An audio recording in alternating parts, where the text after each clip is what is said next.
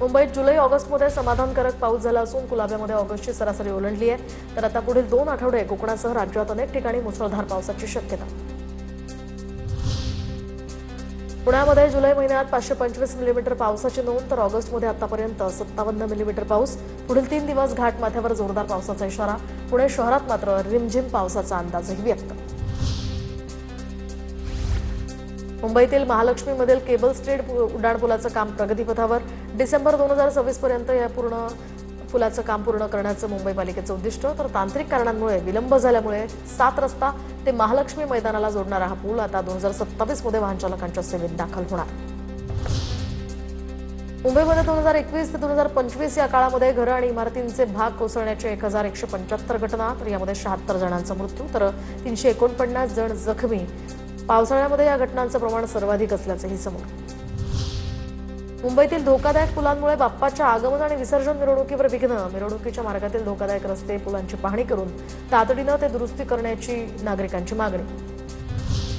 मुंबईमध्ये गणेशोत्सवाला अवघा 1 महिना शिल्लक असताना सुद्धा आगमनाच्या दिवशी सुद्धा वाहतूक व्यवस्थेचं नियोजन करावं। गणेशोत्सव समन्वय समितीची मुंबई पोलिसांकडे मागणी। या संदर्भात पोलीस आयुक्त देवेंद्र भारती आणि वाहतूक पोलिसांकडे निवेदन। झोपडपट्टी पुनर्वसन प्राधिकरणाचं मोठं उद्दिष्ट 2030 पर्यंत मुंबईमध्ये 5 लाखांहून अधिक पुनर्वसन घरांची निर्मिती होणार।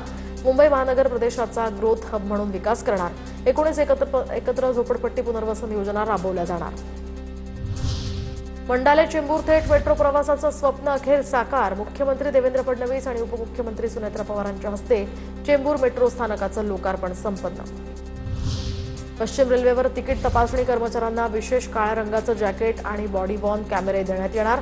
तिकीट तपासणी अधिक प्रभावी करण्यासोबतच प्रवाशांशी होणारा संवाद पारदर्शक आणि सुरक्षित करण्याचा रेल्वेचा प्रयत्न।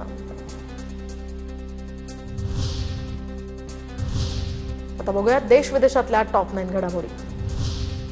80व्या स्वातंत्र्य दिन सोहळ्यासाठी ऐतिहासिक लाल किल्ला सज्ज। पंतप्रधान नरेंद्र मोदी उद्या सकाळी लाल किल्ल्यावर ध्वजारोहण करणार। संपूर्ण परिसरात दिल्ली पोलीस CISF जवान तैनात।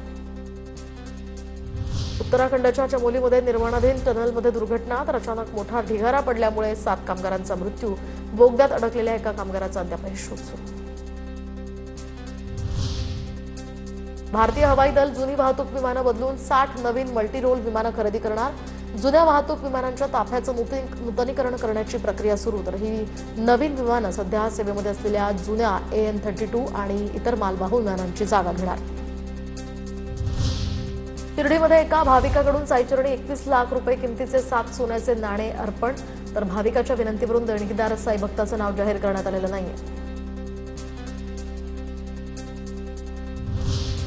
ड्रग्ज तस्करांविरोधात केंद्र सरकारची मोठी कारवाई। फरार ड्रग्ज तस्कर किंगपिन वीरेंद्र सिंग बसोया याला UAE मधून भारतात आणण्यात NCBला यश। ड्रग्ज तस्करीचे परदेशातील नेटवर्क उद्ध्वस्त करण्यासाठी तपास यंत्रणांचीही मोठी कारवाई।